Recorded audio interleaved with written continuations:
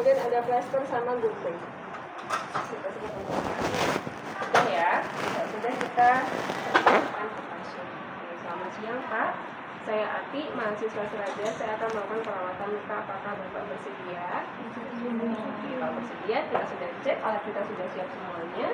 Setelah itu kita sudah cek juga handphone kita ada yang bersih dan ada juga yang steril. Oke sudah, kemudian kita cuci tangan. Yuk silakan cuci tangan. Yuk cuci tangan. 1, 2, 3, 4, 5, 6, 7. Kayak sendiri. Iya. Alatnya terlebih dahulu. Alatnya kita buka semuanya dulu ya. Kita bisa pakai handscoon bersih juga boleh ya. Kita menggunakan handscoon bersih. Boleh. Mau gunakan handscoon bersih dulu boleh, menyiapkan semuanya itu juga boleh.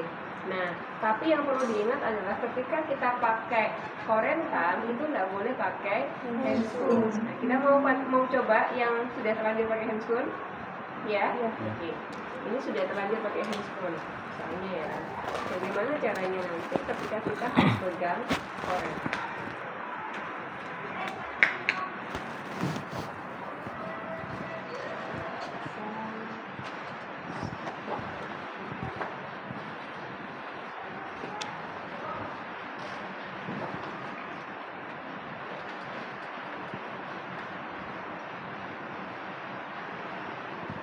Kita tidak sedang memasak ya. Nanti hujan-hujan gini bikin mie rebus gitu ya, pakai telur, pakai lombok gitu ya. Ya ini ada. Ya, nggak usah membayangkan. Kemudian kita pasang perlak. Nah, memasang perlak itu ketika kalau misalnya pasiennya tidak sadar, maka kita dari jauh, ya, sehingga badannya pasien itu bisa ke kita, jadi nggak melindung kalau ke sana. Tapi kalau pasiennya sadar, kita boleh dari dekat kita, ya. Kalau misalnya pasien tidak sadar seperti ini, misi ya Pak ya.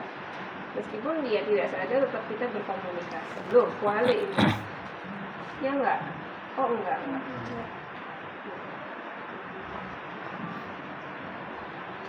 Oke, kalau sudah, maka kita taruh bengkok dekat dengan pasien.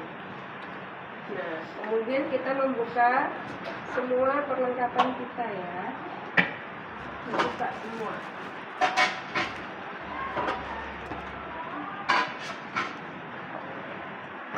Nah, kita nggak boleh kan pegang korentan karena pakai handscoon, maka dilepas dulu. Jadi jangan khawatir atau jangan kacau, jangan cemas. Ketika kita punya masalah, kita harus diam sejenak. Kira-kira kita punya solusi apa? Kalau kita sudah terlanjur pakai handscoon, maka lepas dulu sarung tangannya. Kemudian kita siapkan. Pinnya kita keluarkan. Kemudian pinsetnya kita keluarkan.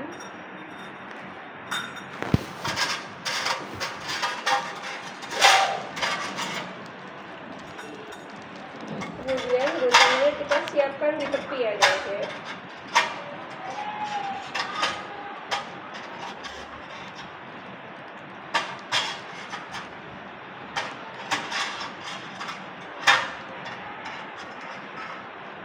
Ya.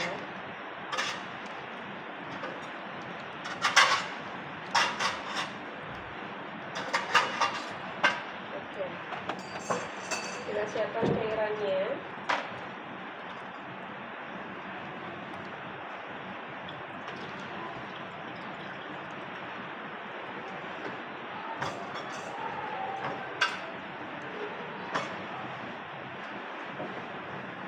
Jadi kita buka.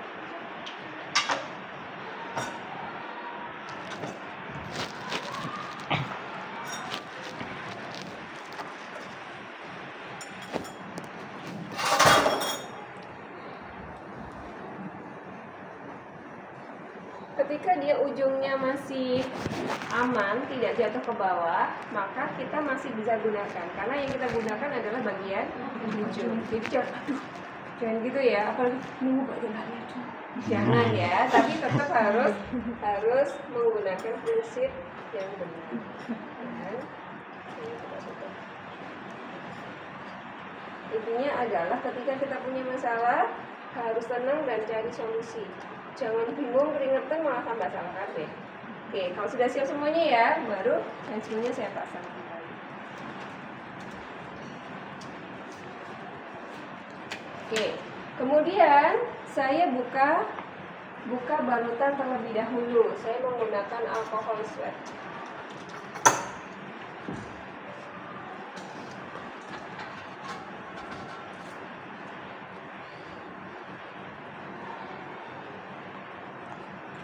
Oke, saya basahi dulu supaya nanti mudah untuk dibuka.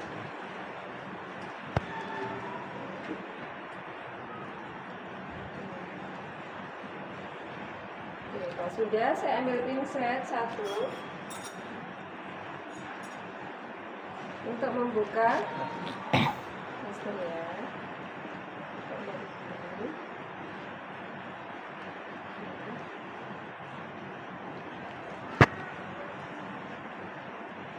Oke.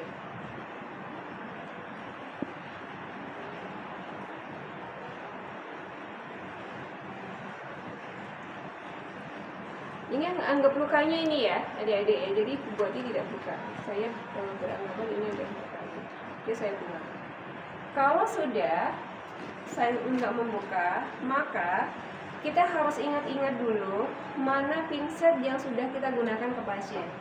Pinset yang sudah kita gunakan ke pasien tidak boleh untuk mengambil rasa, tapi bolehnya ke pasien. Kalau kebetulan tadi dia ucapkan sama temannya, yang satunya ada stikernya, satunya nggak ada. Ya, berarti yang ada stikernya yang boleh ke rasa, gitu ya. Oke, kita taruh di sini. Kalau sudah terbuka, saya lepas handscoon. Kemudian saya ganti dengan handscoon steril.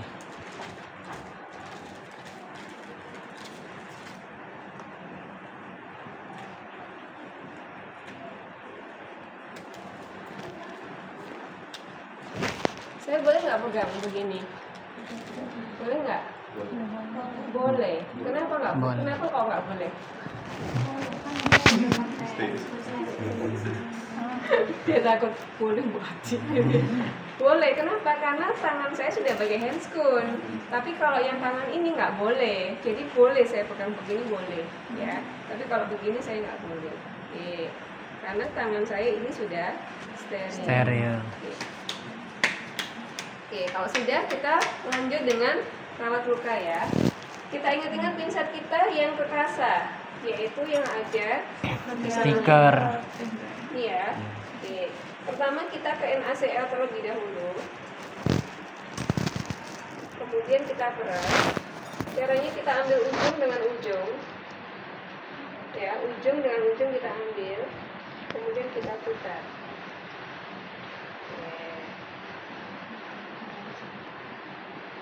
Oke, kemudian yang ada stikernya kita tinggal. Yang tidak ada kita gunakan potassium. Nah, kita bersihkan, bisa searah jarum jam melingkar, bisa kita dari atas ke bawah, tergantung dari kondisi luka. Kita oles. Kalau ternyata masih kotor dan ini sisi yang satunya masih bisa digunakan, kita putar. Oke, seret. Kemudian kita buang. Kemudian yang berikutnya saya ambil kasa dan saya celupkan di B tadi. Caranya sama dengan tadi, ambil dari ininya, kemudian kita peras.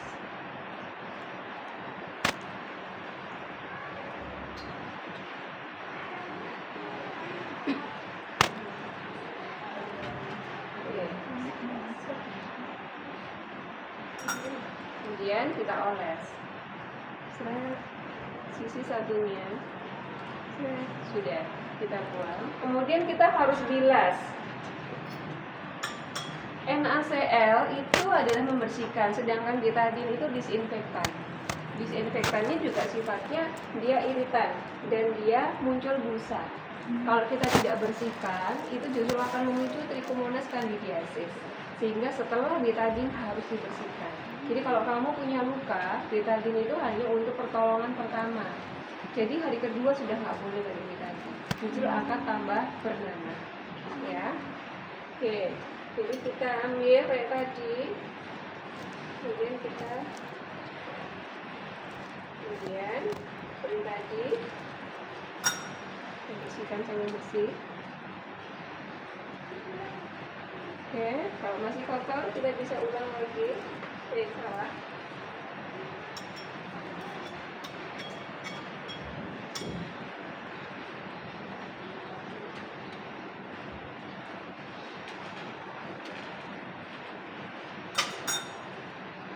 Kita bersihkan sampai bersih. Kalau sudah, kita siap-siap untuk debris demam. Berarti kita ambil gunting kita. Ini ya. Nah, itu pinsetnya di bawah. Jatuh, masuk lagi. Tadi sudah kita siapkan di tepi gitu kan ya. Tapi dia jatuh, maka kita bisa pakai bantuan. Pokoknya tangan kita jangan masuk. Ya. Oke. Yang hitam ini adalah yang nekrosis, jadi kita ambil, kita tarik jaringan nekrosisnya, kita potong.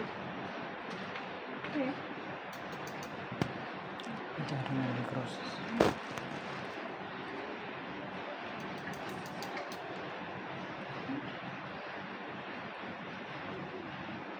Kapan kita berhenti memotong, mengambil? Satu, sampai bersih. Yang kedua, sampai dia sudah berdarah. Kalau dia sudah berdarah berarti itu jaringannya sudah sehat. Ya. Kemudian atau sampai ketika pasiennya sudah mengeluh. Aduh, sudah begitu ya. Sakit, bisa begitu ya. Itu berarti jaringannya sudah hidup. Ya, jadi jangan sampai kita menunggu sampai bersih. Bu, sabar. Jangan. Ya, nanti dia sudah kesakitan ya. Sabar Bu, sedikit lagi Bu. Jangan.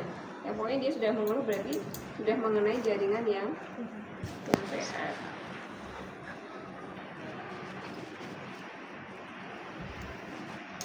Oke, kalau sudah maka gunting saya taruh di bengkok untuk alat obat. Ini juga sudah tidak sakit luka lagi.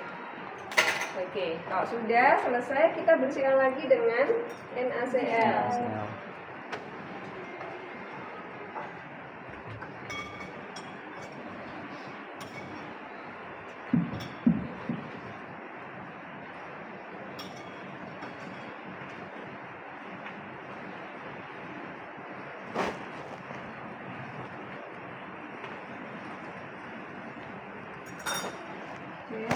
Satu sisi, kemudian sisi yang lainnya. Oke, kalau sudah, baru kita lakukan penutupan dari luka.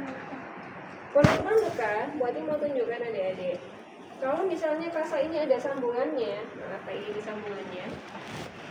Nah, maka ini harus diletakkan di atas. Karena kalau kita letakkan di bawah begini, maka takutnya ada serabut yang terlepas dari kasa masuk ke dalam luka, justru menimbulkan infeksi. Sehingga kita taruhnya adalah menghadap ke atas. Ini ya. Oke. Kemudian yang kedua baru dibalik. Nah, yang kedua untuk kerapian maka dia yang di ini ya. Oke. Nah, jadi seperti ini adik-adik. Paham ya? Oke, kalau sudah kita taruh di sini, kita lepas handscrew, kemudian kita pasang plaster. Plaster siapkan sesuai dengan kebutuhan pasien.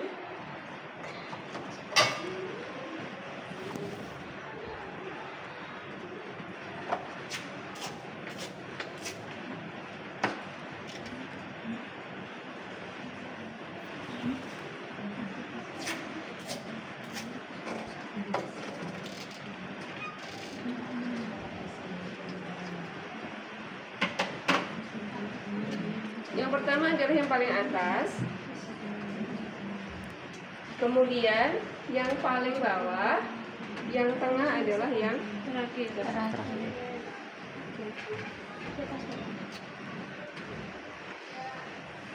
Oke, pada bagian tengah yang luka jangan terlalu kuat. Yang kuat adalah yang di bagian tepi ya.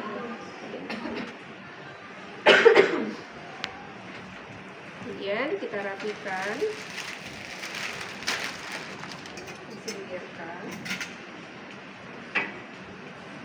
Ingat-ingat ya, kalau buka nggak boleh begini ya, jadi harus begini. Pada saat menutup juga nggak boleh begini ya, tapi dipegang bawahnya.